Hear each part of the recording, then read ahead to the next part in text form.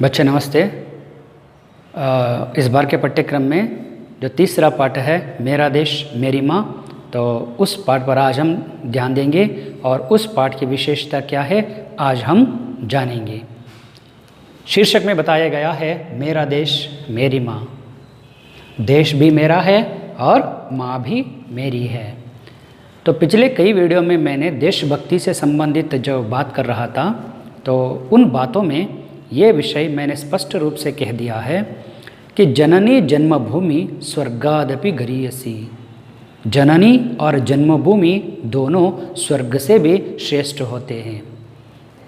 जननी हमें जन्म देती है, एक जीवन देती है, लेकिन देश जन्मभूमि हमें सब कुछ देते हैं। हमें जीने के लिए जो अनिवार्य है वो सारे वस्तुओं को हमें देश देता है, जन्मभूमि देती है। तो इसलिए दोनों हमारे लिए महत्वपूर्ण होते हैं, जननी भी और जन्मभूमि भी। इन दोनों में श्रेष्ठ कौन सा है ऐसी नहीं है, दोनों हमारे लिए श्रेष्ठ होते हैं। इन दोनों के ऋण हम कभी भी नहीं चुका सकते हैं। और क्या कर सकते हैं, हम इनके ऋण कम कर सकते हैं। कैसे? तो इन दोनों की सेवा करने से। जब भी हमें मौका मिलता है तो हम कभी भी उस मौके को हाथ से नहीं छोड़ना चाहिए और उस समय भरपूर सेवा करके इन दोनों के ऋण हम चुका सकते हैं।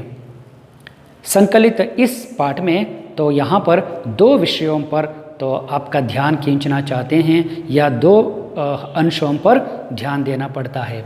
सबसे पहला है देश और दूसरी है माता। मैंने कहा है दोनों हमारे लिए बहुत अनिवार्य है और दोनों बहुत महत्वपूर्ण हैं। देश प्रेम और माता, देश के बारे में हमारे प्रेम और माँ के बारे में हमारे प्रेम, इन दोनों के बारे में यहाँ पर वर्णन करते हैं। अगर किसी व्यक्ति को अगर ये कहा जाए इन दोनों में से किसी एक को चुन लो, बहुत मुश्किल है, बहुत मुश्किल है, क्योंकि इन दोनों को हम तुलना नहीं कर सकते हैं, कौन सा श्रेष्ठ है कौन सा कनिष्ठ है। दोनों हमारे लिए सर्वश्रेष्ठ होते हैं। मैंने कहा है माता हमारे लिए जन्म देती है और देश हमारे लिए जीवन देता है, तो इसलिए दोनों हैं। ये हमारी पहली माता है और ये देश हमारी भारत माता हमारे लिए दूसरी माता है। तो इसलिए इन दोनों की सेवा करना हमारा कर्तव्य बनते हैं। और रही तीसरी बात भारतीय सेना के बारे में।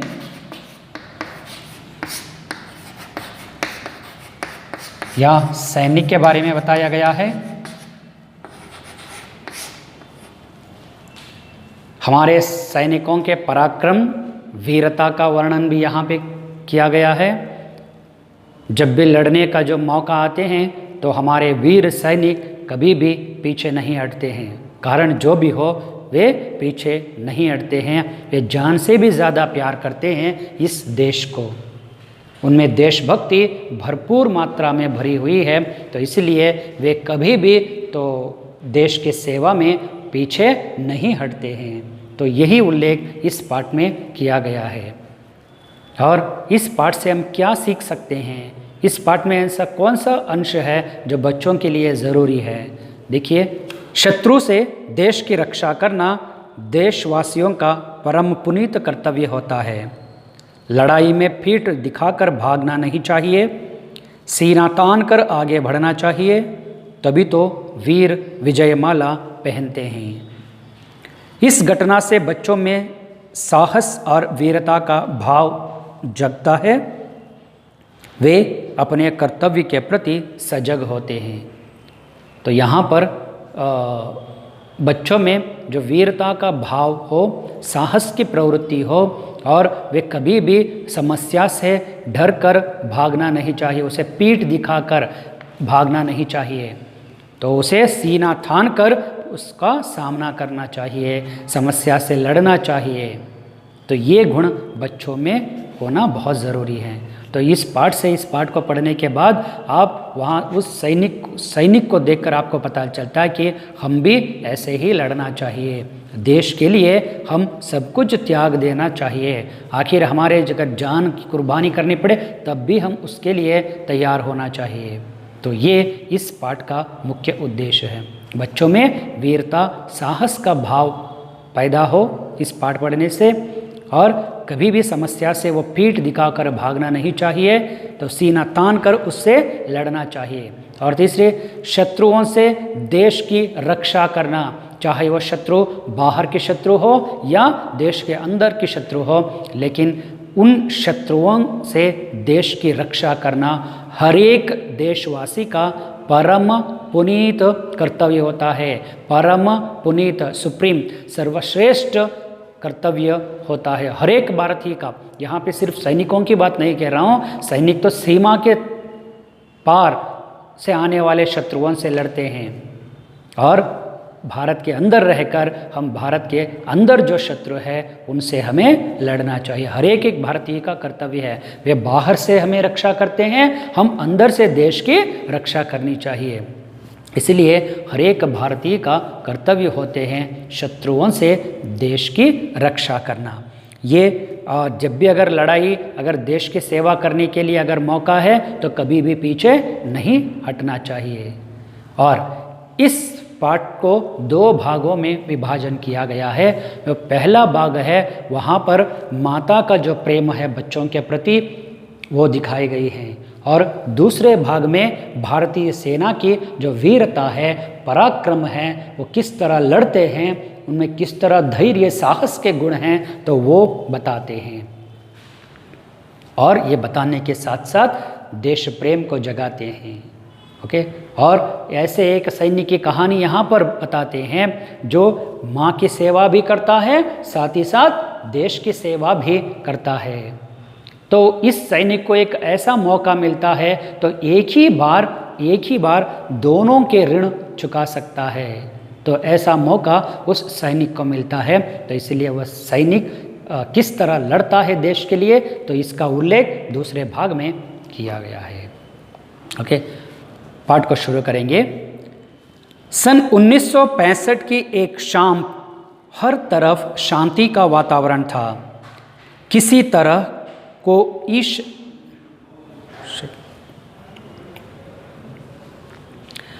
सन 1965 की एक शाम हर तरफ शांति का वातावरण था।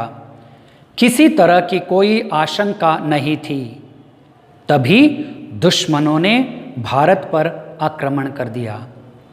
अचानक हुए इस हमले ने भारतीय सेना को चौंका दिया।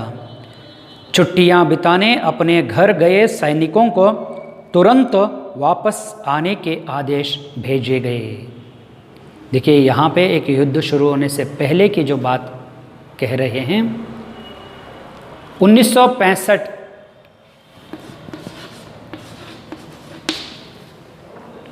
1965 में एक युद्ध हुआ था भारत और उसके पड़ोसी देशों के बीच, और इस युद्ध की पृष्ठभूमि में ये कहानी बताते हैं। तो एक दिन शाम, हर जगह शांति का वातावरण था, सब लोग शांति से आराम से थे, लेकिन किसी को भी कोई आशंका नहीं थी। आशंका, डाउट, आशंका, डाउट, किसी को किसी तरह का डाउट नहीं था, तो सब लोग आराम से थे। तभी दुश्मनों ने भारत पर आक्रमण कर दिया। तो बिना कोई सूचना तो शत्रु देश भारत पर हमला बोल देते हैं। आक्रमण, हमला, अटैक। तो सडन हुई इस घटना से सब लोग चौंक जाते हैं, क्योंकि किसी को भी कोई आशंका नहीं थी कि अभी युद्ध होने वाला है, शत्रु लोग हमारे ऊपर अटैक करने वाले हैं। अगर पता होता तो शायद हम भी सतर्क रहते थे, भारतीय सेना भी सतर्क रहती थी, लेकिन किसी को भी कोई आशंका नहीं थी। तो इसलिए सब लोग आराम से थे, और कुछ सैनिक छुट्टियां लेकर अपने अपने गांव चले गए थे अपने परिवार के लोगों से मिलने के लिए। और अचानक उस दिन शाम को भारत पर आक्रमण हुआ। तो इस आक्रमण से, अचानक हुए इस आक्रमण से भारतीय सेना चौंक दी, क्योंकि वो पता ही नहीं था कि क्या हो रहा है तो और क्या होने वाला है, कुछ भी आराम से थे, लेकिन सडन अटैक जो हुआ तो भारतीय सेना चौंक जाती है और तुरंत युद्ध की घोषणा हो जाती है। तो और हम तुरंत अलर्ट होने की सूचना सबको मिल जाती है और इसके साथ साथ जो जो छुट्टियां बिताने के लिए गांव गए हैं सैनिक, इन सबको आदेश भेजते हैं। क्या है आदेश? तो युद्ध शुरू हुए हैं तो आपकी छुट्टियों को ख़त्म किया गया और वापस आ जाइए। तो सभी छुट्टियों को रद्द किया जाता है और वे वापस आने के लिए आदेश भेजे जाते हैं। तो भारतीय सेना से एक मेजर छुट्टियां बिताने के लिए अपने गांव गया है, तो उसका चित्रण देखिए दूसरे चंद में। छुट्टियां बिता रहे भारतीय सेना के ही एक मेजर को जब सूचना मिली तो जाने की तैयारी कर उन्होंने माँ के पैर छूकर प्रणाम किया। माँ का ममत्व जाग उठा, आंखों में आंसू भर गए और उन्होंने बेटे को सीने में लगा लिया। मेजर का गला भी रूंध गया, पर तुरंत ही मातृभूमि का स्मरण हो आया। युद्ध भूमि को जाते हुए पुत्र के सिर पर हाथ रखकर आशीर्वाद देते हुए माँ ने कहा, बेटे, इस समय राष्ट्र रक्षा ही प्रत्येक भारतीय का सबसे बड़ा कर्तव्य है। जाओ और दृढ़ता से अपने कर्तव्य का पालन करो। याद रहे, भारतीय परंपरा सीने पर गोली खाने की है, पीठ पर नहीं। जैसे छुट्टियां बिताने के लिए अपने गांव आए हुए मेजर को भी ये संदेश मिलता है, सभी छुट्टियां रद्द हुई हैं और सीमा पर युद्ध की घोषणा हुई है, तुरंत वहां पर जाना है। तो वह जाने की तैयारी कर लेता है, उनकी जो जो सामान है उसे बांधकर तो जाने की तैयारी कर लेता है और जाते समय अपने माँ के पैर छूकर वह प्रणाम करता है। तो अपने बेटे को देखकर तो माँ के आंखों में आंसू आ जाती हैं और उसके ममत्व जाग उठता है। ममत्व, ममता, माता के अंदर जो ममता होती है वह जागृत हो जाती है और वह रोना शुरू कर देती है, आंखों में आंसू भर जाते हैं। इसे देखकर मेजर का भी गला रूंध गया, दुख से भर गया, उसके मुंह से भी कोई शब्द नहीं निकल रहे हैं, दुख के कारण उसका गला रूंध गया है। ओके, और क्या करती है?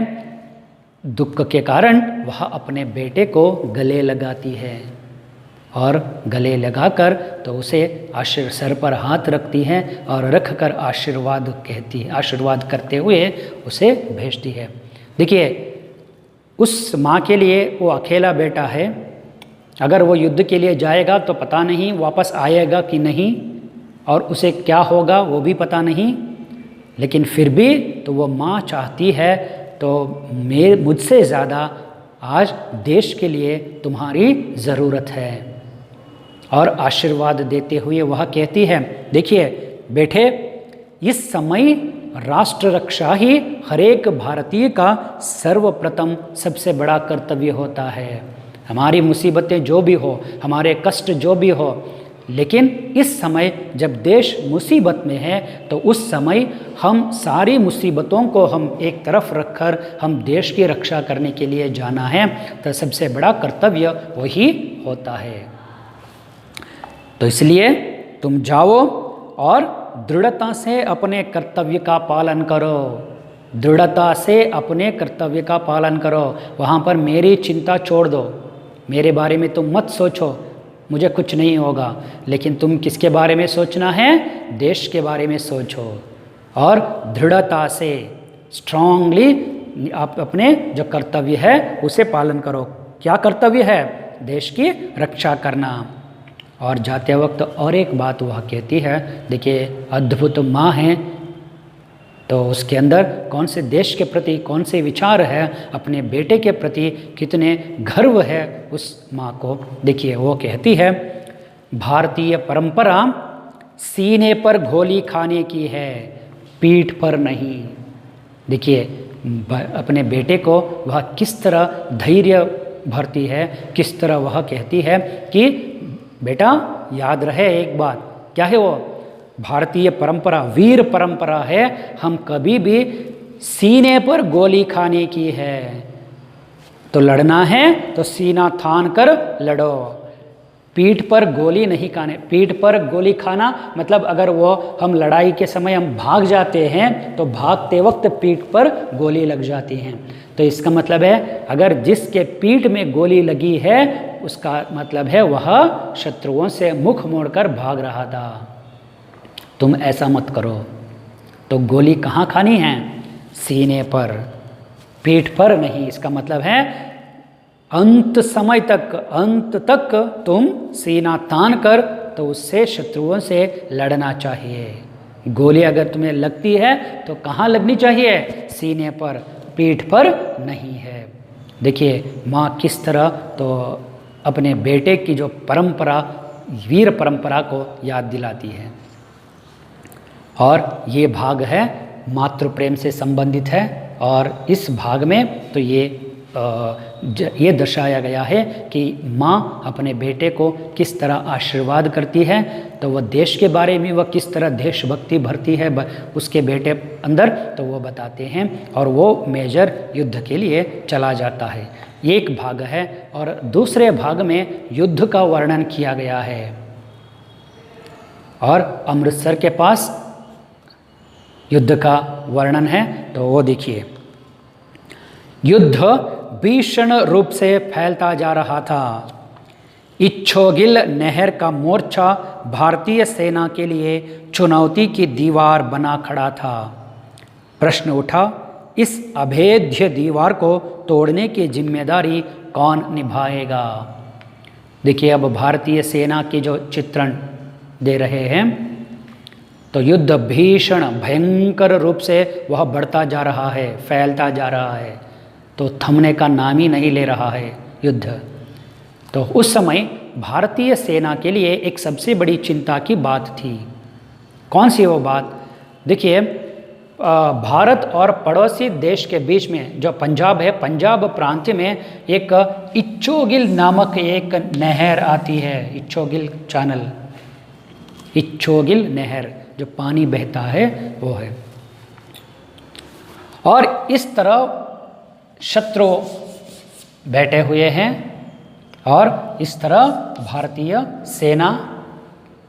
और अब ये इच्छोगिल नहर भारतीय सेना के लिए सबसे बड़ी दीवार बनकर खड़ी है। दीवार मतलब डिस्टर्ब, उसको रोका गया है, क्योंकि तो इसे पार करते हुए उधर जाना बहुत मुश्किल का काम है, क्योंकि ये जो पहाड़ी इलाका है तो इस इलाके के ऊपर शत्रु बैठे हुए हैं, छिपे हुए हैं।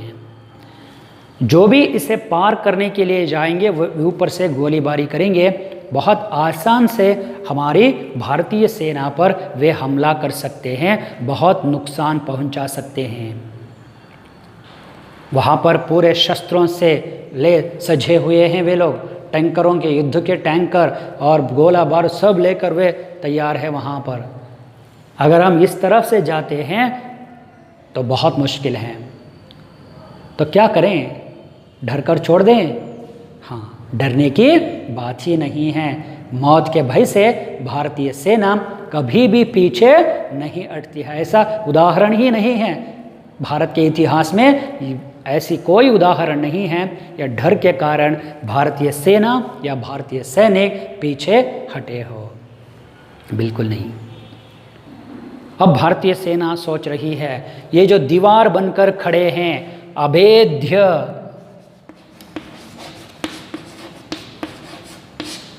अभेद्य जिसे भेद नहीं कर सकते हैं, इतने आसान से तोड़ नहीं सकते हैं, क्योंकि अगर इससे हम आगे बढ़ते हैं, इस दीवार को हम तोड़ देते हैं, तब हम क्या कर सकते हैं? उन शत्रुओं पर हम हमला कर सकते हैं।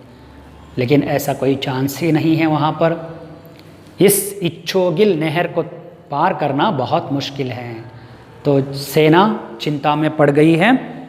और सब लोगों में यही आशंका है, इस जिम्मेदारी को, who will take this responsibility, कौन इस जिम्मेदारी को निभाएंगे, कौन इसका जो नेतृत्व करेंगे, कौन भारतीय सेना के उस रेजिमेंट को या इसे आगे लेकर जाएंगे। बहुत चिंता है। कार्य आसान नहीं था, सीधे मौत के साथ जूझना था। तो इसका मतलब है कार्य इतना आसान नहीं है, इतना सरल नहीं है। तो इसका मतलब है अगर आप आगे बढ़ते हैं, इसका मतलब मौत से लड़ना है, जूझना, लड़ना, मौत से लड़ना है। पर वीर कभी मौत के भय से रुके हैं? नहीं। तुरंत एक वीर ने इसका दायित्व स्वीकार कर लिया।